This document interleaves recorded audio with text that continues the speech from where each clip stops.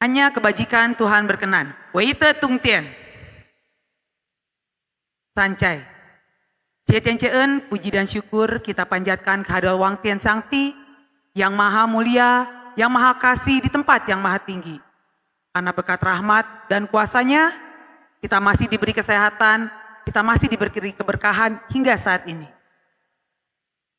Gerakan Nasional Revolusi Mental semakin gencar, semakin sering kita dengar di berbagai aspek. Bukan hanya menjadi program pemerintah, tapi juga menjadi tugas kita sebagai umat beragama. Dalam revitalisasi mental terdapat 5 gerakan nasional revolusi mental. Yang pertama, Gerakan Indonesia Bersih. Yang kedua, Gerakan Indonesia Melayani. Yang ketiga, Gerakan Indonesia Tertib. Yang keempat, Gerakan Indonesia Mandiri.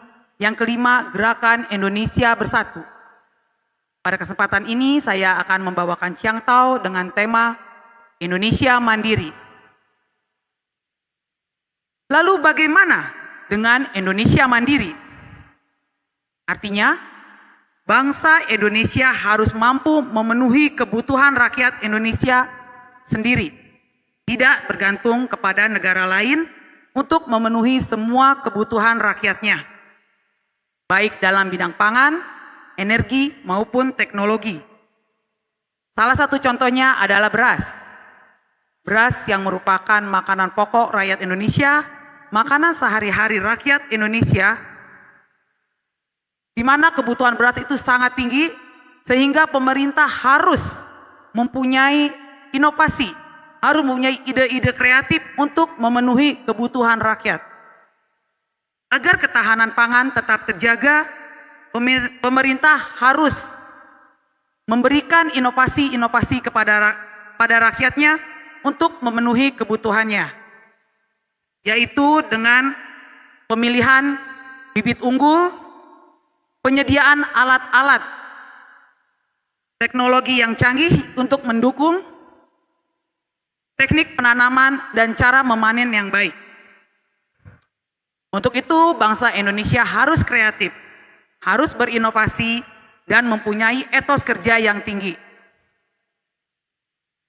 Agar bangsa Indonesia menjadi mandiri, mampu mengatur subsidi pangannya, ketahanan pangannya untuk rakyatnya.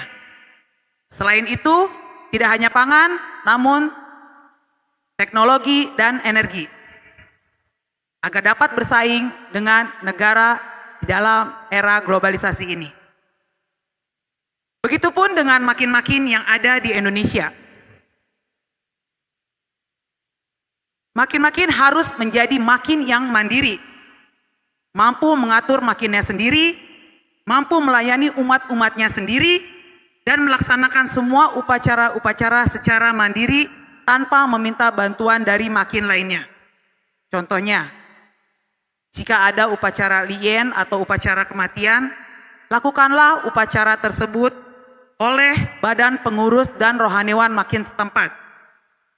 Untuk itu, setiap makin harus mempunyai rohaniwan dan umat yang berkualitas, sehingga mampu melayani umatnya secara mandiri. Jangan hanya mementingkan kuantitas umat dan rohaniwan, namun juga harus meningkatkan kualitas umat dan rohaniwannya sendiri. Dengan apa? Yaitu dengan mengadakan pembelajaran tentang tata agama, mengikuti diklat-diklat agama, mengikuti seminar-seminar dan lain-lain. Dengan demikian, akan tercetaklah umat dan rohaniwan yang berkualitas yang mampu melayani kebutuhan umatnya secara mandiri. Kemudian dalam lingkungan yang kecil, yaitu keluarga, keluarga adalah lingkungan yang paling terkecil. Kemandirian dimulai dari lingkungan yang terkecil. Bila dari keluarga kita sudah diajarkan untuk hidup mandiri, niscaya di luar lingkungan yang lebih luas, seperti lingkungan sekitar rumah, lingkungan sekitar tempat kita beribadah, di tang atau makin, atau di lingkungan kerja, kita mampu menerapkan kemandirian itu dengan baik. Contohnya, diri saya sendiri. Dari kecil saya memang diajarkan untuk hidup mandiri oleh keluarga saya. Saya harus mampu memenuhi kebutuhan saya sendiri, mulai dari menyiapkan pakaian sendiri, menyiapkan bekal sendiri, menyiapkan buku-buku untuk sekolah sendiri. Hingga saat ini, setelah saya berkeluarga, saya menjadi ibu dari anak-anak saya juga tidak hanya menjadi seorang ibu rumah tangga, saya juga bekerja sebagai seorang pegawai swasta. Saya juga menjadi seorang rohaniwan dan aktif di kepengurusan makin. Namun saya tidak melupakan kodrat saya sebagai wanita, di mana saya tetap harus mengurus keluarga saya, harus mengurus anak-anak saya, harus mengurus suami saya, harus menjadi seorang rohaniwan dan menjadi pengurus yang baik. Untuk itu saya harus mampu mengatur kerja saya, mengatur waktu saya, agar pekerjaan, keluarga, dan tugas saya sebagai pengurus dapat berjalan dengan baik.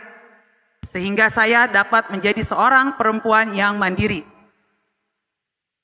Di dalam kitab Lunyu jilid 15 ayat 21, Nabi bersabda, seorang cince menuntut diri sendiri, seorang rendah budi menuntut orang lain. Artinya, kita harus mulai dari diri kita sendiri. Kita tunjukkan bahwa kita mampu, bahwa kita bisa melakukannya sendiri, dan kita bisa mandiri. Tidak perlu menuntut orang lain untuk melakukannya, tapi kita tunjukkan bahwa kita mampu, bahwa kita bisa kepada mereka. Jadi, mulailah dari sekarang, mulailah dari diri kita sendiri. Teruslah memperbaharui diri, dan teruslah memperbaiki diri. Bila orang lain dapat melakukan hal dalam 1 kali, diri sendiri berani melakukan 100 kali. Bila orang lain dapat melakukan dalam 10 kali, diri sendiri harus berani melakukan 1000 kali. Ayo berubah, tunjukkan aksi nyatamu. Demikianlah Cangtau yang dapat saya bawakan. Saya Jauh Seng Lianatan Paucu, makin citerep, wei te tung tien. Sancai.